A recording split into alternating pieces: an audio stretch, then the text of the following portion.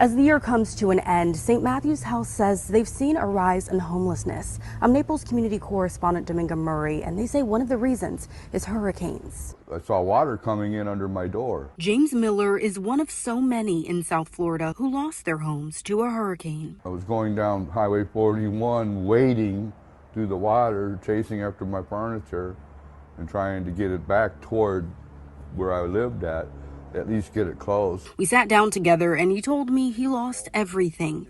It's what brought him to St. Matthew's House a year ago, the homeless shelter in Naples and Immokalee. Steve Bruder, the CEO, has taken a look at the numbers. It mirrors what we're seeing across the country with more homelessness, really driven by inflation, the high cost of food and housing. He says there are dozens of families on the wait list hoping for a chance to stay here.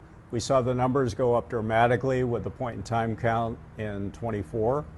Collier County was up 25%, and Lee County was up 14%. About 1,000 people a year come through these doors, and nationally an 18% rise in homelessness. But Miller says there's hope to get back on his feet. They don't charge us a high rent. I mean, you can save while you're here. Reporting in Naples, Dominga Murray, Fox 4.